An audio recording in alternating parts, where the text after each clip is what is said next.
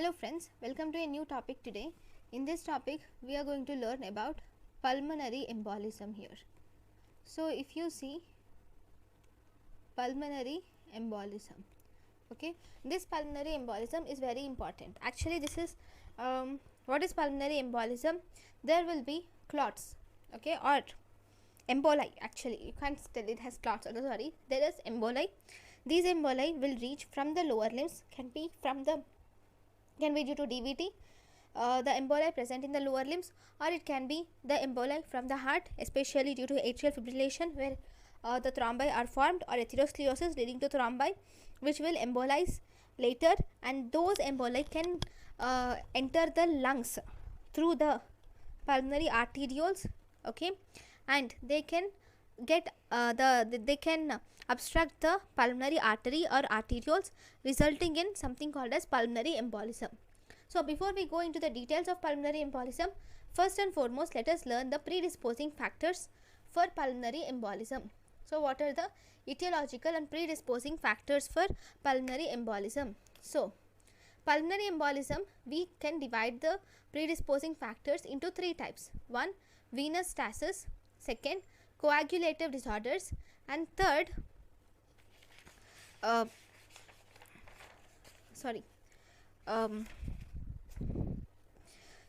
the first one is venous stasis, second is coagulative disorders, third is endothelial injury, that is in trauma. Okay, so this triad is called as Virchow's triad. We call this triad as Virchow's triad. So what is Virchow's triad? Virchow's triad has three main components. That is, one, we have alteration in viscosity, which is, first there is venous stasis. Okay, first it is venous stasis. So what does this venous stasis include? It can be due to prolonged bed rest. Prolonged bed rest can be due to post-operative causes like hip surgery, if there is hip surgery, or femur surgery, okay, or some intervertebral disc surgery, any orthopedic surgeries, or if the patient has undergone some major abdominal surgeries. In such situations, the patient has to stay in a hospital for longer times, or if the patient is admitted in the ICU for either heart failure, respiratory failure, or any reason where the patient is admitted to the hospital or ICU and he has to stay in bed, or he has to stay in prolonged bed rest for longer periods of time, then there is venous stasis in the lower limbs, because in the lower limbs we have the calf muscles which will actually pump the blood. They are the peripheral hearts, we call the soleus muscles, in our calf muscles, in our leg has peripheral heart, because they pump the blood against gravity from the lower limbs to the trunk. Okay, so whenever there is prolonged bed rest, that pumping activity is lost, because that pumping activity only occurs when we walk. Okay, because of prolonged bed rest, that pumping activity is lost, so that results in venous stasis, resulting in formation of small emboli, not small thrombi, in the blood vessel. So whenever there is formation of small thrombi, okay, so these thrombi will slowly embolize off because of the blood which is flowing. These thrombi will embolize, and these small clots or emboli material will occlude the pulmonary artery and cause pulmonary embolism. So it can also be due to heart failure or local disorders. Wherever there is varicosities and phlebitis, this will increase the formation of thrombus, because varicosities and phlebitis increase the formation of thrombus, and that will again lead to pulmonary embolism. Even prolonged sitting, it is similar to having prolonged bed rest. So first Virchow's triad is venous stasis. Second Virchow's triad, it is not coagulation factors, actually it is alteration in viscosity. It can be called as alteration in viscosity. The blood becomes either increased in viscosity or decreased in viscosity. So if there are more coagulation factors also, there will be increased chances of having clot formation. Second, trauma. Trauma, we can tell that it has endothelial injury, third Virchow triad. Whenever there is endothelial injury, obviously in trauma there is endothelial injury. So what happens if there is an endothelial injury? So this is the endothelium, right? So whenever this endothelium has been injured or damaged, during that time the blood, the clotting, first there will be clotting mechanism which get activated, results in the formation of loose clot, and then there is stabilization of clot occurs, leading to the formation of thrombi, which may later break down to form emboli. Okay, so that is endothelial injury.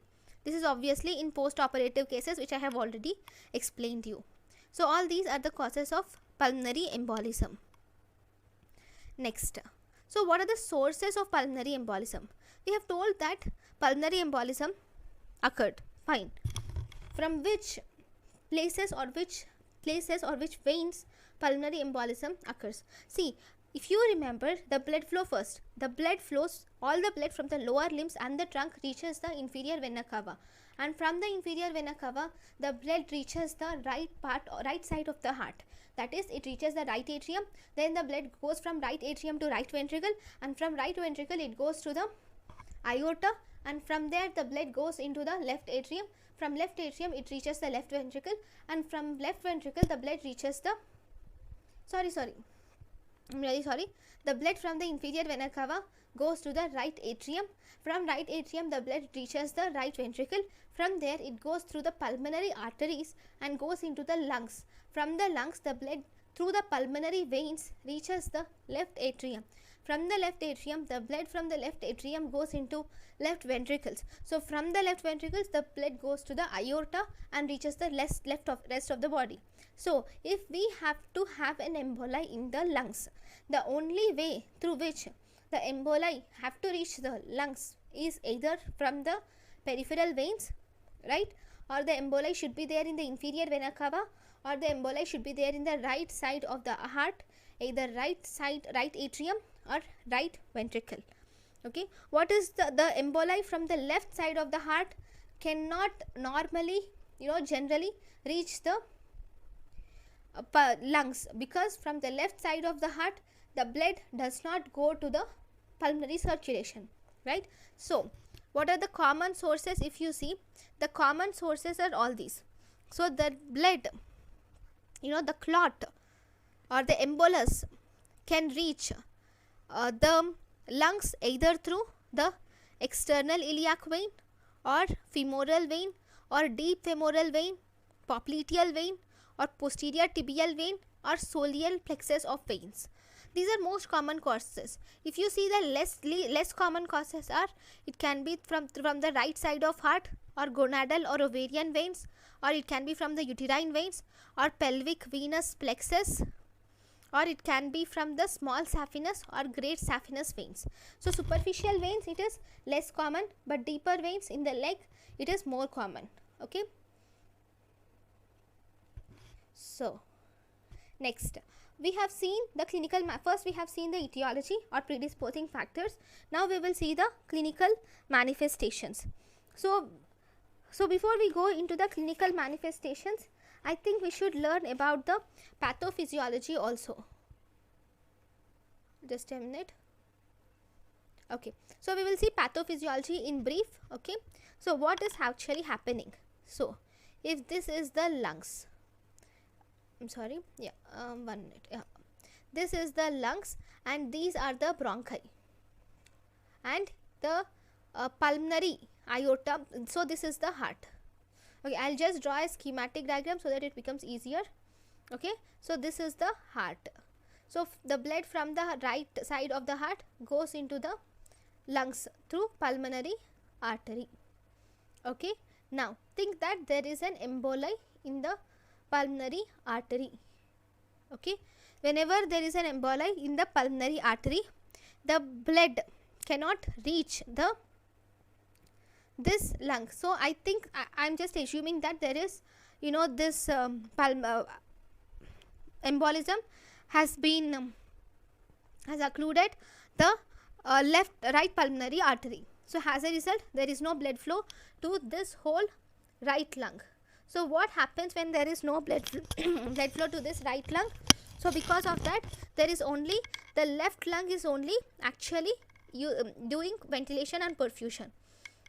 Okay, the left lung is the only lung which is actually useful or being implicated in gaseous exchange, whereas right lung is not involved in gaseous exchange at all. So as a result, the oxygen which normally when both the lungs are used, if 100 ml, see, if 100 almost 100 ml of oxygen is inhaled, but if only left lung is used now, it is decreased, it is halved, right? So there is decreased partial pressure of oxygen. Okay, there is decreased arterial partial pressure of oxygen, there is hypoxemia. Okay, and what is happening here? Here isn't the dead space increased? Right, yes, there is increased dead space. There is increased either anatomical dead space or physiological dead space.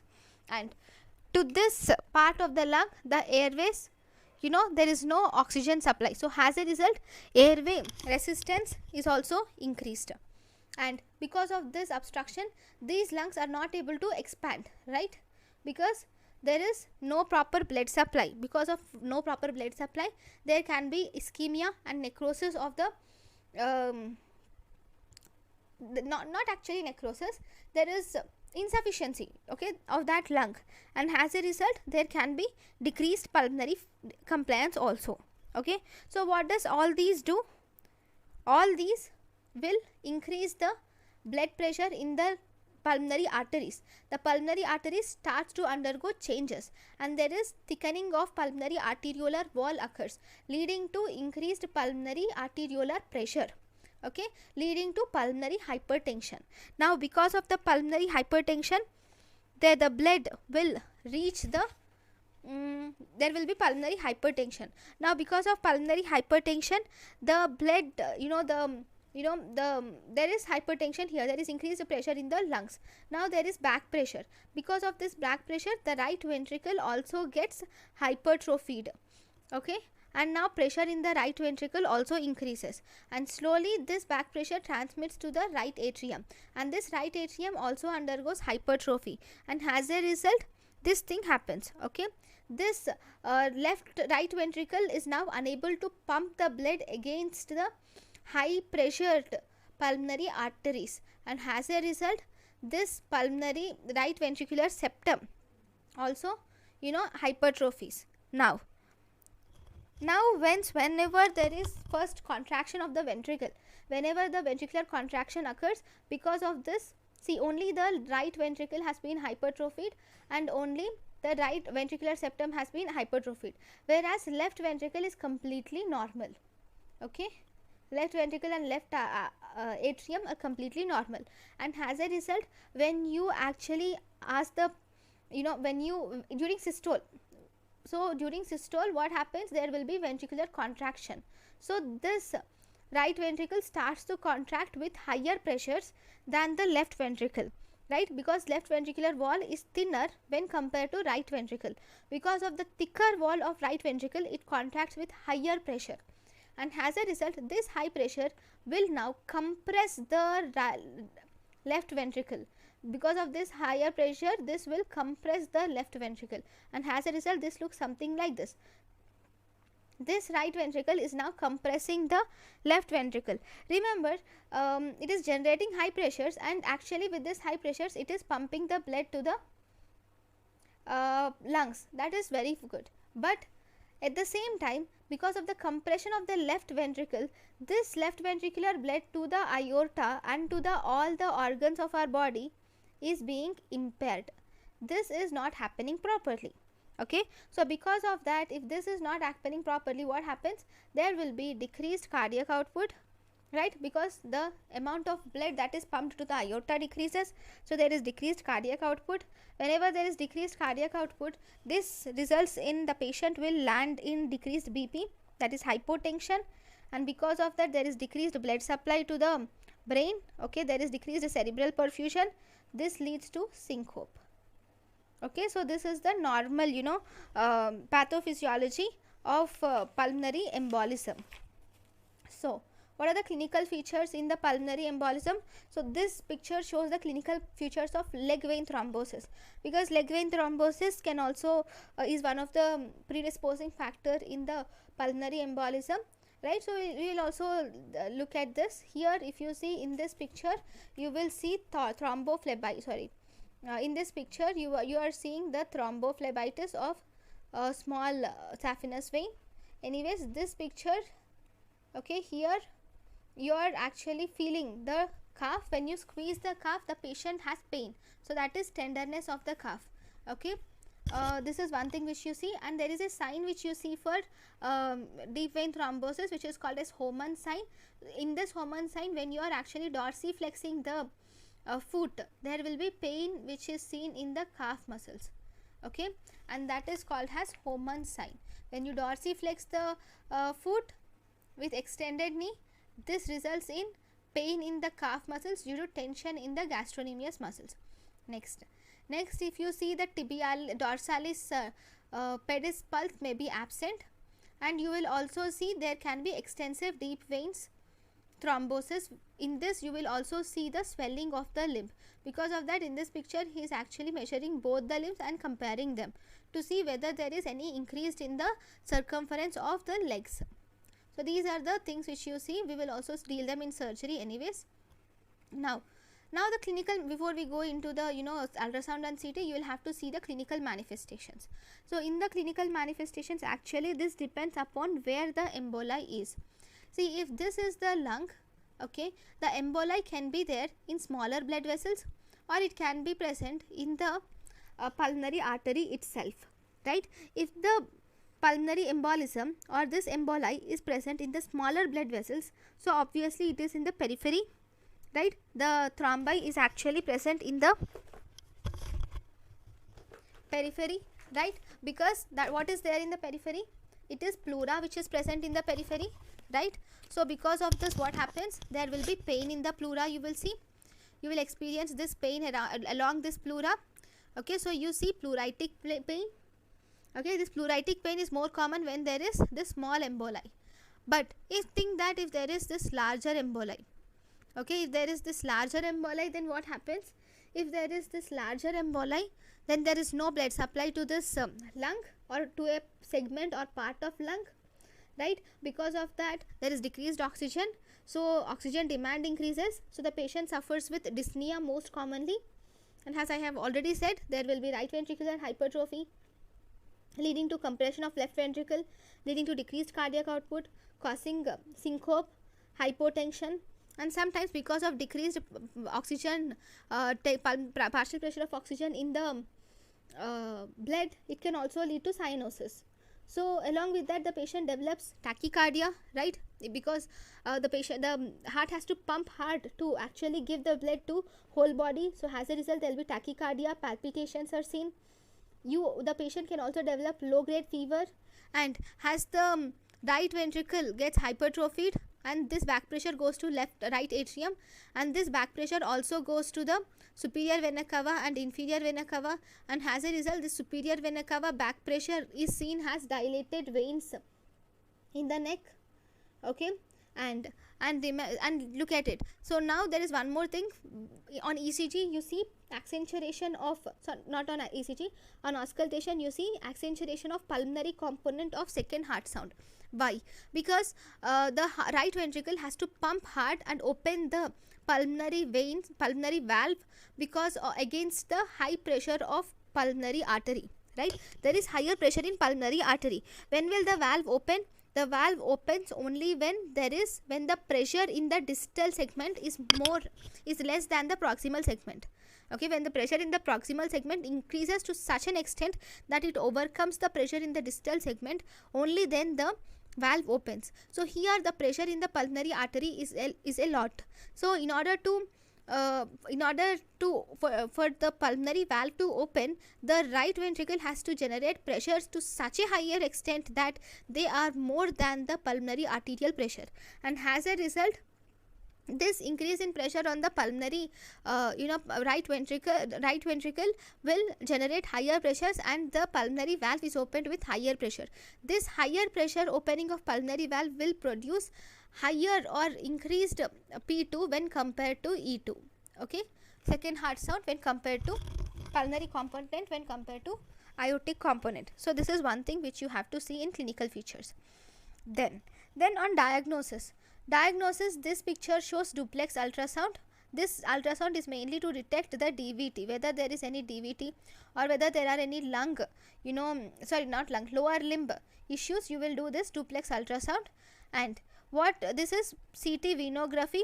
This is also done for DVT, and here you see this clot which is seen here. Okay, these all the investigations are not done in pulmonary embolism, but because there is picture, I just thought of showing you this picture. This is mainly for this is mainly for the diagnosis of lower limb thrombosis, DVT.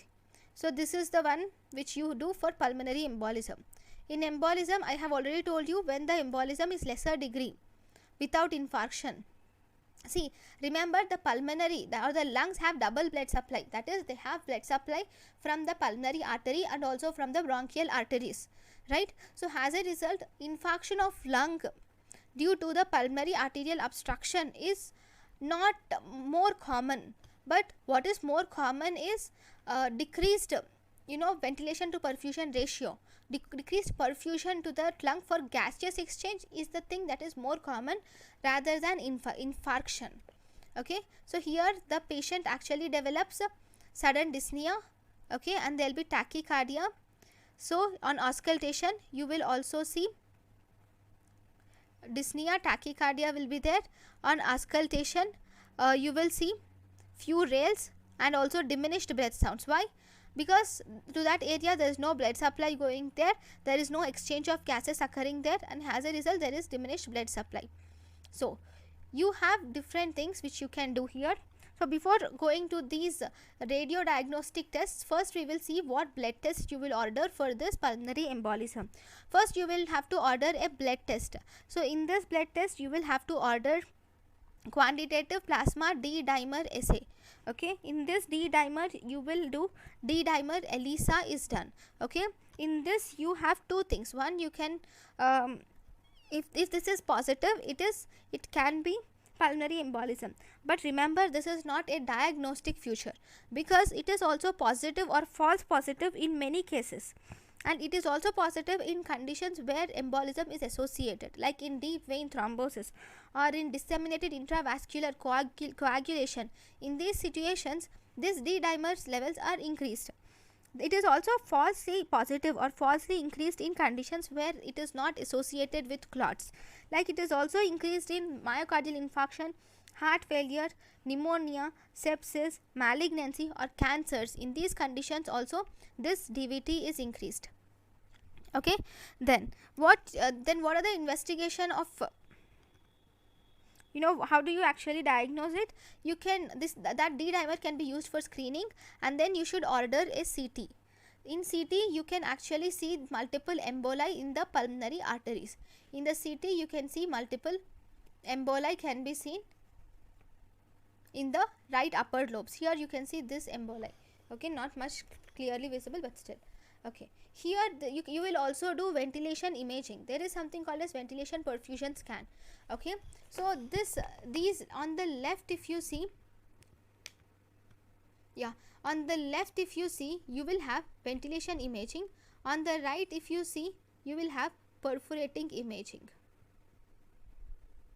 Okay, so these are actually correlating. Just see this image here, there is lesser ventilation, and here you see lesser perfusion, and here also see this, this part and this part is actually correlating, right? Even this part and this part is actually correlating. This correlation you should look here, and then here this is often normal. In pulmonary embolism, mostly CT chest X-ray will be mostly normal. The only thing that you actually that will be helpful for you in diagnosing is the CT scan or ventilation perfusion imaging. Then if there is pulmonary infarct, see, look at this infarct present in the lower lobe. Okay, and you can see the obstructed vessel also. This is the obstructed vessel which you see. So here you can see this is the artery. Okay, lower lobe pulmonary artery. You can see the emboli which is occluding here, right? This is properly visible than the picture which is before.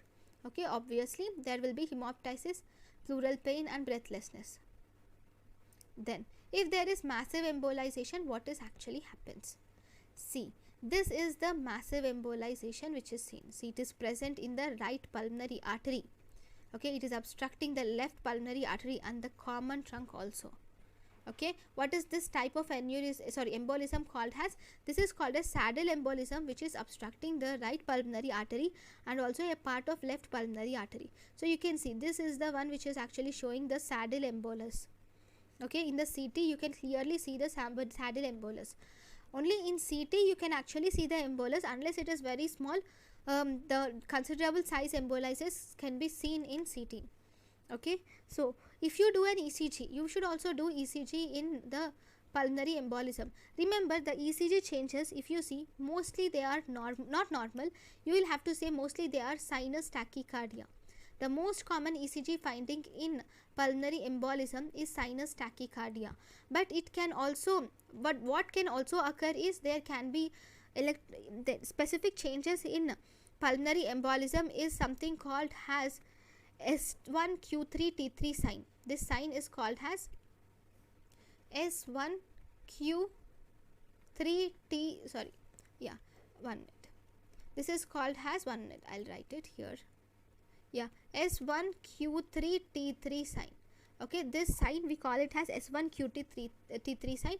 What does this mean is there is elevation of or increased S wave in T1, that is S wave prominence, that is deep S1. Okay, S wave is prominent in S1. I will just show you in the S lid. Okay, this is P, Q, R, S, T. Okay, this S wave is prominent in the lid 1. See, normally you see ECG something, like this, right? But here this is deep S wave. See, the S wave is actually deep in this. Okay, that is one thing which you see, that is S1. S1 is having deep S wave is S1. Okay, then the second thing is prominent Q wave. There is prominent Q wave in lead 3. See, this is lead 3 here. See that here. This is in lead 3, P, Q, R, S. See, this is the Q wave. This is prominent Q wave. See, Q wave should be something like this, right? In normal, you see, it is something right like this, very very small. But here you see, this is the prominent Q wave. Okay, then we have T3. T3 is inverted T wave in third lead. So this is also in third lead. Here you see the inverted T wave in third lead. So this is inverted T wave. Normally the T wave will be like this. The T wave is like this, but here there is inverted T wave. So that is S1Q3T3 sign. Then how are you going to treat this embolism? See, you can also see this here also. I'll show you here also. See, this is deep S1. Okay, this is deep S1, you can see. And then in the 3, see, inverted T wave. Q wave should be deep, but it is not deep here. Okay, and now here you can also see there is right axis deviation, especially S1 and R3 is indicative of right axis deviation. Even in the B1 to B3 there is evidence of right ventricular hypertrophy. I'll just show you. See, right ventricle is this one, right? So there is, this shows right ventricular hypertrophy. Okay, then how are you going to treat it? You can use some mechanical devices for removing the embolus. That is called as mechanical devices can be used, or you can place a filter to prevent further embolus. That is IVC filter is something which is mostly implied. Or you can use, you can also filter can also be inserted via internal jugular vein or superior vena cava or right atrium. Okay, and you can also use I have told you the chronic effects, that is cor pulmonale. I have already explained to you the mechanism of action of this cor pulmonale.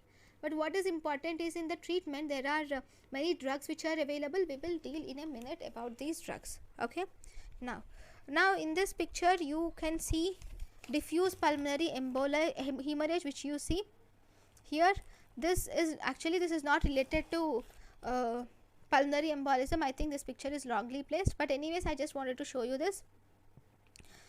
because in the last class I could not show you. This is the normal, alveolar border, and this is the complete red blood cells which you see. So this is diffuse pulmonary hemorrhage, you see this.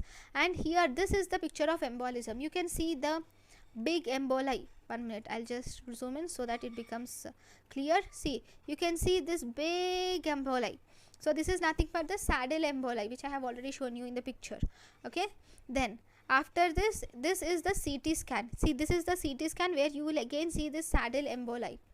Okay, this is the CT scan which shows again pulmonary saddle embolism. Okay, next, after this, see what is this? This investigation is called as angiogram. Actually, pulmonary angiography is the gold standard investigation of choice previously, but now it has been replaced by one more investigation because it is invasive. And here you can see the thrombus here. Here this is the thrombus, right? This is the blood. See the color here. The color here is almost blackish gray, but here this thrombus is actually white in color. Okay, so this is the angiogram for pulmonary embolism, where you see pulmonary thromboemboli. Then this is the picture of ventilation perfusion scanning. Okay, so if you see, this is normal. Okay, so in ventilation perfusion scan, there are some places where there is no ventilation. See, this is the place where there is no ventilation, right? And the similar place, so this is the place where there is no ventilation, right? So in perfusion, see, this is the place where there is no perfusion. So you can compare the ventilation and perfusion, and then you will understand clearly. Okay, so this is the area where there is no ventilation. This is the area where there is no perfusion.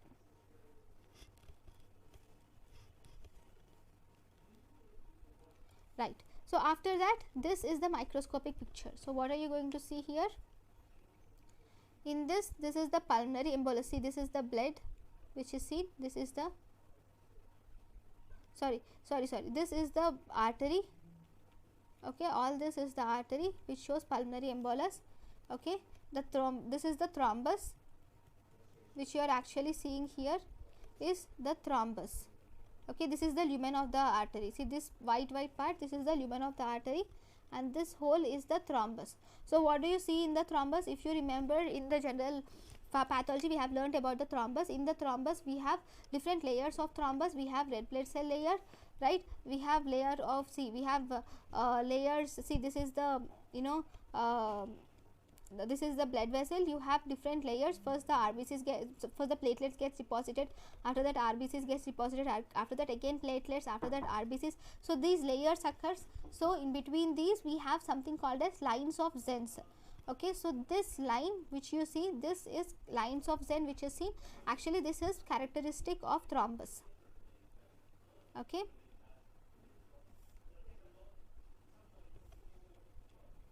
then this is a infarct which you will see here, which you are seeing here. This is an infarct. Okay, this is hemorrhagic infarction, which is wedge shaped infarct, which is seen here.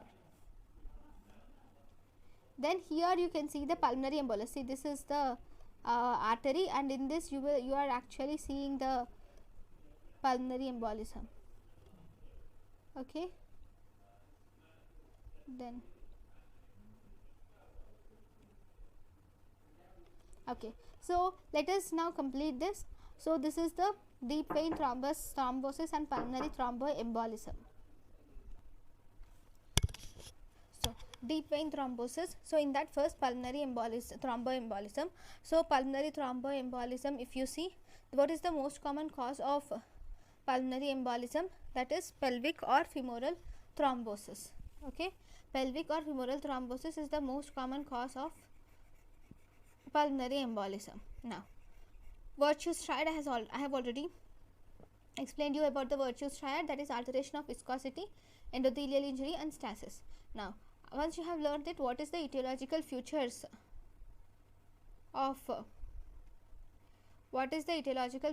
of this deep vein thrombosis? Deep vein thrombosis and pulmonary embolism. These are the common etiological features. See, these etiological features can be divided into two types. One, they can be inherited.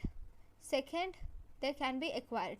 So in inherited conditions, you will see defective inhibition of clotting factors. This leads to deficiency of protein C, which causes deficiency of protein C, or deficiency of protein S, or deficiency of antithrombin 3, factor 5 Leiden resistance, prothrombin gene mutation, APLA. All these will cause deep vein thrombosis. See, protein C and protein S are conditions which will inhibit, protein C or protein S are the proteins which will inhibit thrombosis. Because of the deficiency of protein C and protein S which inhibits thrombosis, there is increased chances of thromboembolism. Then deficiency of antithrombin 3. Antithrombin 3 also inhibits thrombosis in our normal condition, not in our normal body, but because of deficiency of antithrombin 3, definitely there is increased clot formation. Then factor 5 Leiden resistance, then prothrombin gene mutation, and APLA syndrome. APLA syndrome is an autoimmune condition which causes increased production of clot formation. Okay, now impaired clot lysis, that is, if there is impaired clot breakdown, obviously there will be increased clots, right, increased thrombosis. So that includes deficiency of tissue plasminogen activator, deficiency of plasminogen, dysfibrinogenemia, and homocystinuria. So acquired conditions, I have already told you about the highly thrombogenic states, which include COPD, obesity, or cigarette smoking, oral contraceptives, pregnancy, puerperum. In pregnancy and puerperum, increased estrogen predisposes to blood clot formation. Okay, postmenopausal hormone replacement, because even this postmenopausal hormone replacement also contains estrogen. Pelvic and abdominal carcinoma also. Prolonged immobility like surgery, trauma, paraplegia, or paralysis also causes this deep vein thrombosis. Next, age increases risk factor, especially atherosclerosis, heart failure, and nephrotic syndrome, that is hypercoagulability, also causes pulmonary embolism. Now, these one-liners are very important. What is the most common cause of pulmonary embolism? The most common cause of pulmonary embolism is deep vein thrombosis. What is the most common cause of massive pulmonary embolism? That is large vein thrombosis like femoral or iliac vein. What is the cause of about half of the pelvic venous thrombosis or proximal leg deep vein thrombosis forms pulmonary embolism. If there is isolated calf vein thrombi, okay, then it can cause paradoxical embolism. Okay, next we will see the pathogenesis. I have already explained to you the pathogenesis, right? So here there will be an embolus. This along with vasoconstriction, there will be increased pulmonary vascular resistance.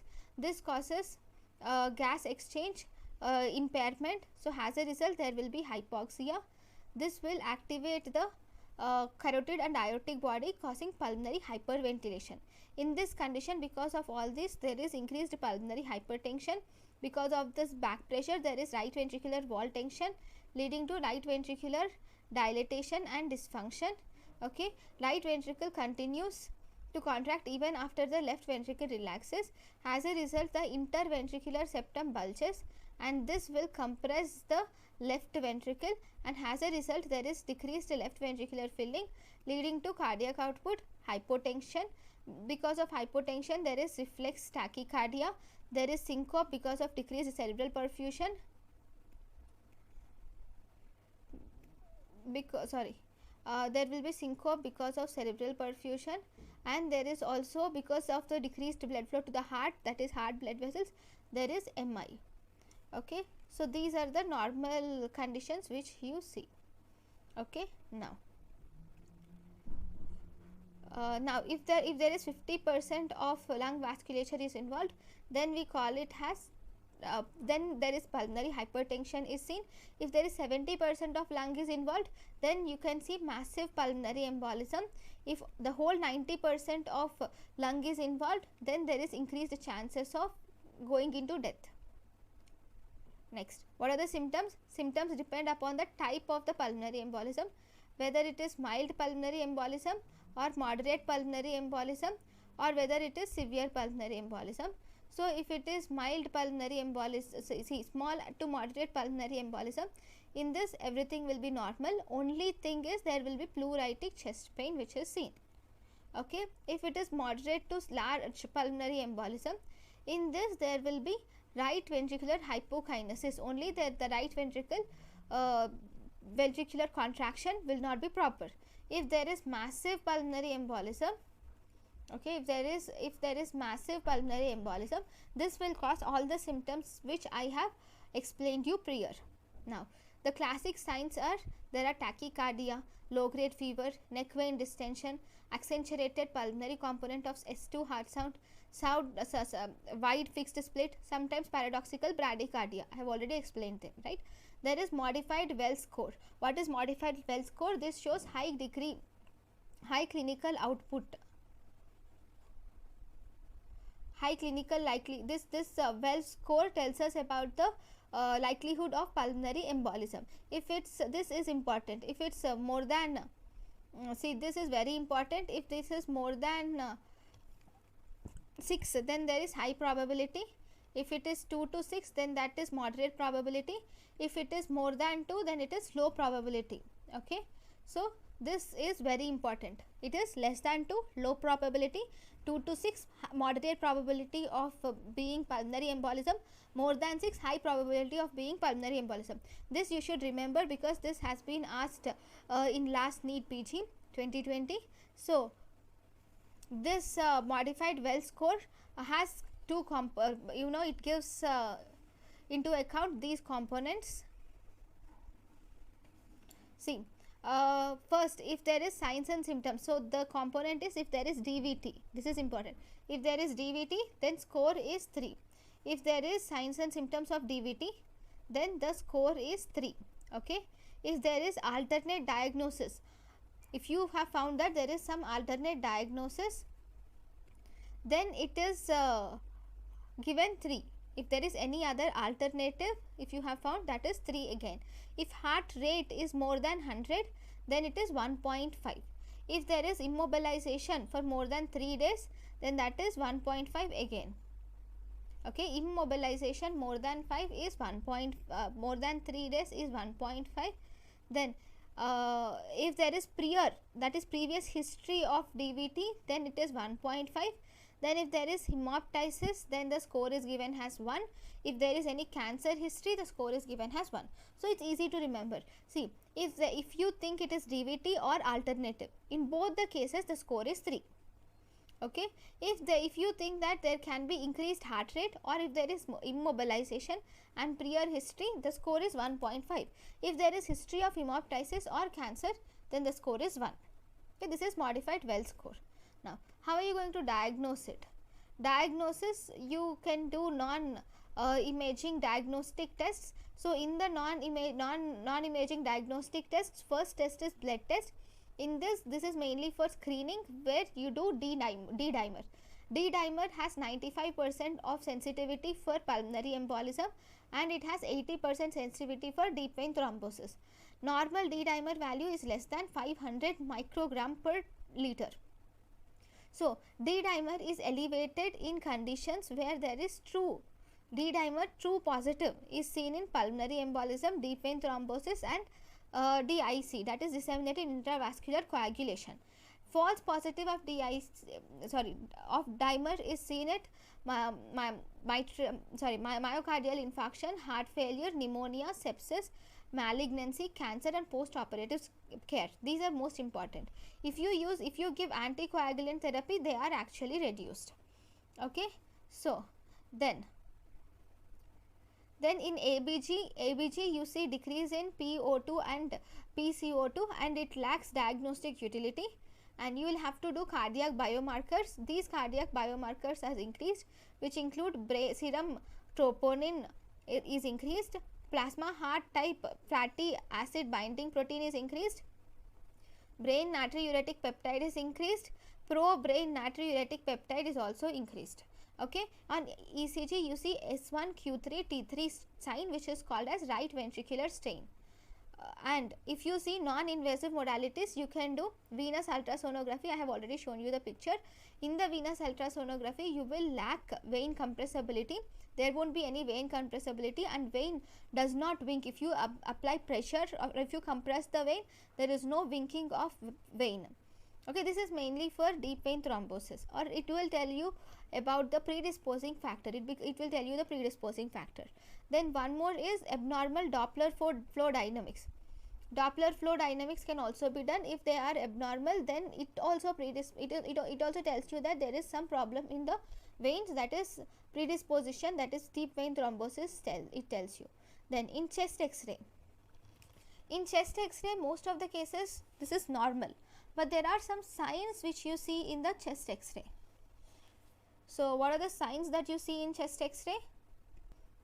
In chest X-ray, you see something called as focal oligemia or Westermarck sign. So these are the signs. So you see focal oligemia or Westermarck sign, where there is dilatation of pulmonary vessels proximal to emboli and along collapse of distal vessels and collapse of distal vasculature. Sorry, I don't have this picture, but here you can see this Hampton's hump. Here this is the wedge shaped opacities which you see, and this is called as Hampton's hump. Okay, so this is Hampton's hump which you are seeing here. Okay, then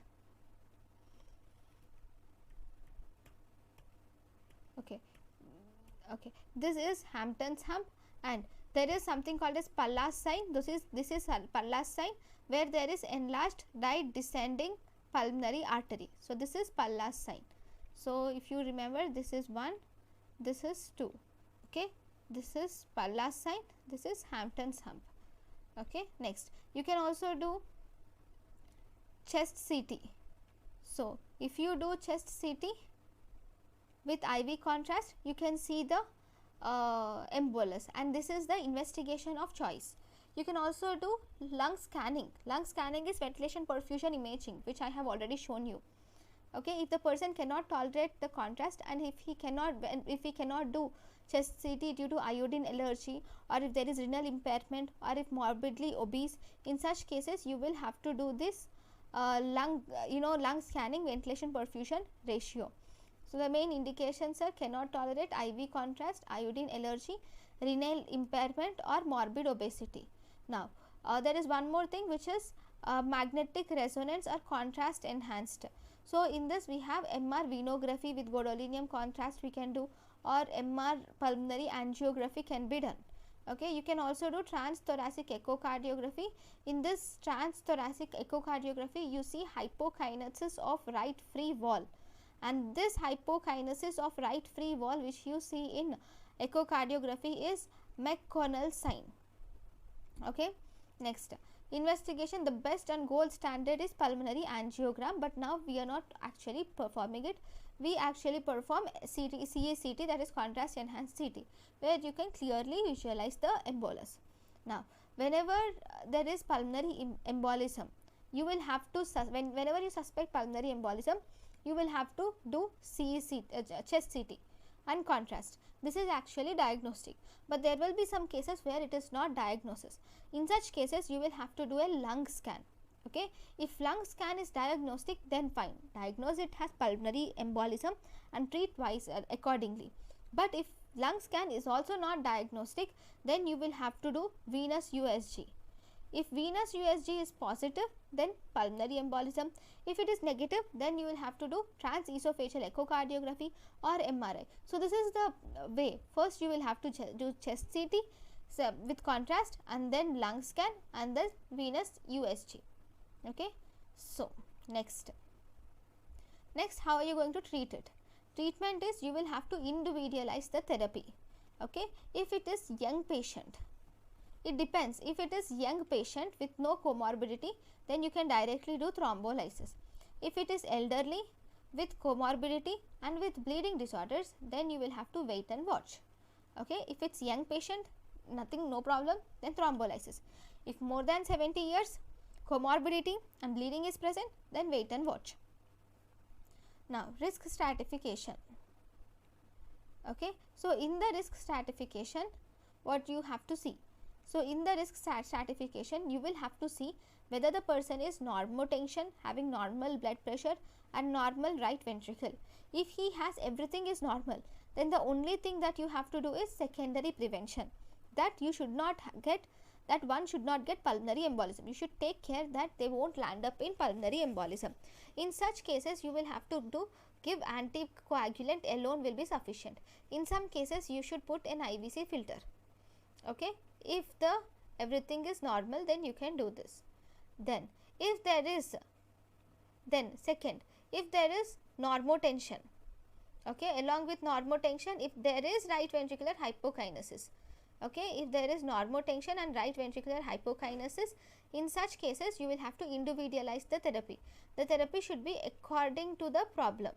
Okay, then third, if there is more problem, that is if there is hypotension, okay, if there is hypotension, then you will have to give primary therapy.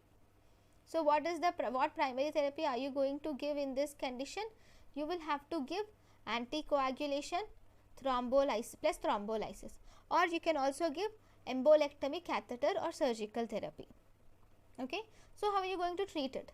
The treatment is, you will have to first immediately diagnose the patient and start treatment, because the more that you delay it, the more the infarction will set into. So you will have to immediately diagnose and treat the patient. You will have to start him on anticoagulants and supplement the oxygen. Okay, you will have to give mechanical ventilation and support respiration if necessary.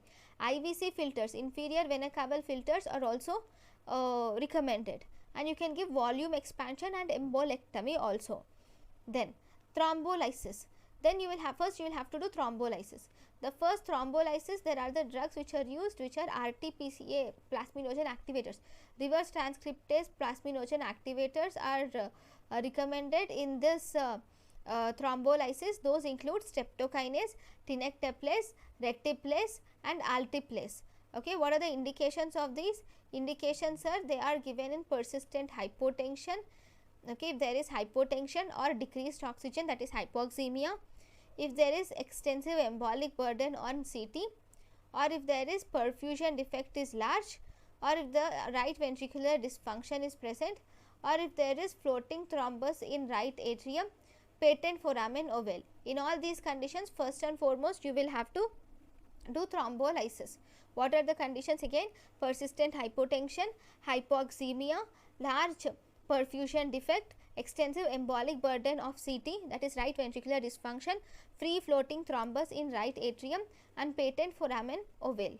Then what anticoagulants you can give? You can also give anticoagulants, right? Which anticoagulants you can give? See, the anticoagulants you can give either parenteral anticoagulants or you can give oral anticoagulants. So, in the parenteral anticoagulants, you can give either heparin.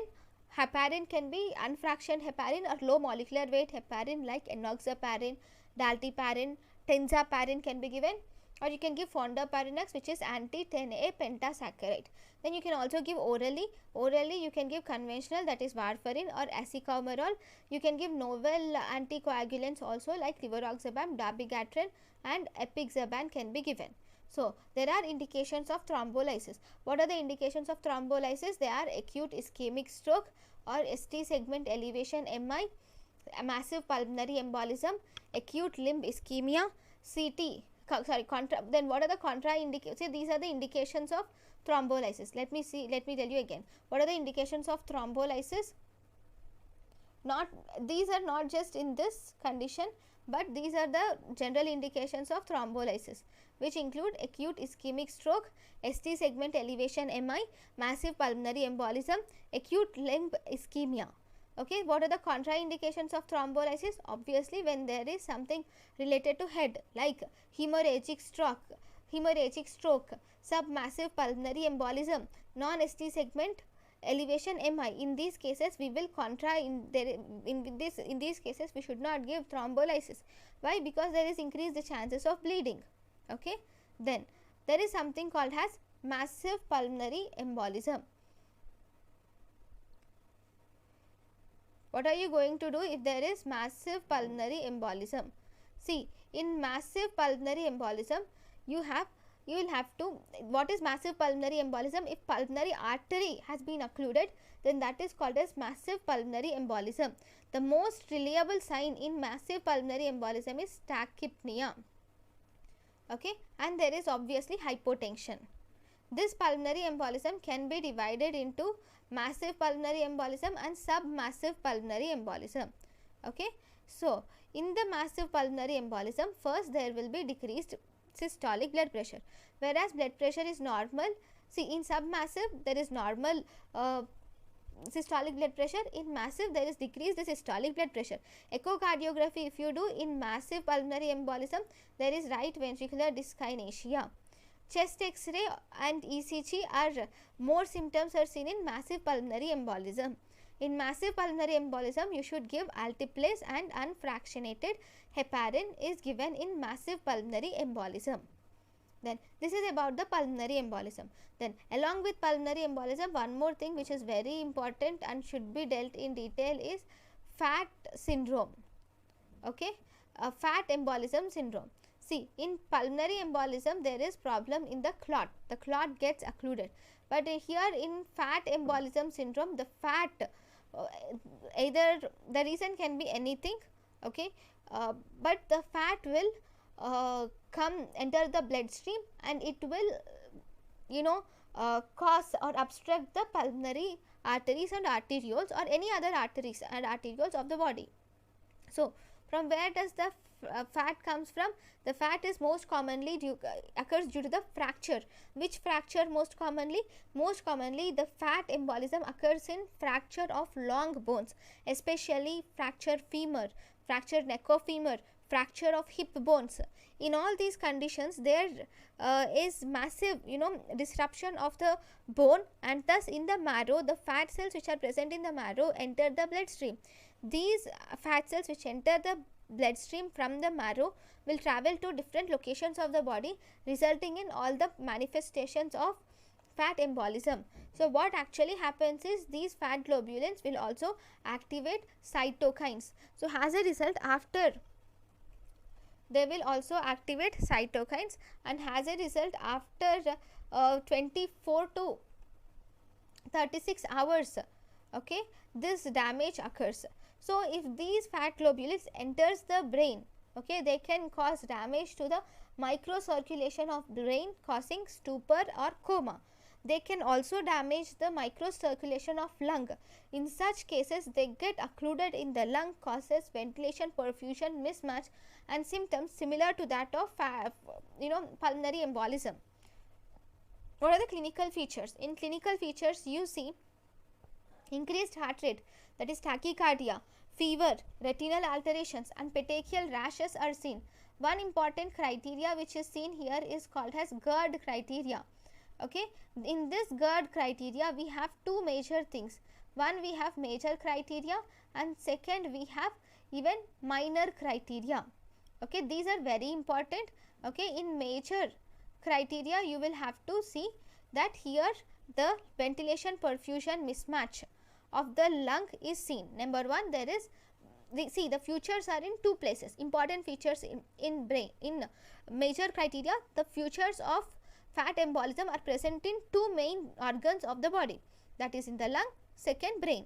So in the lung, when there is any embolism, it causes ventilation perfusion mismatch. In the brain, when there is any when there is any embolism, it causes stupor and coma. There can be petechial rash also seen in the axilla.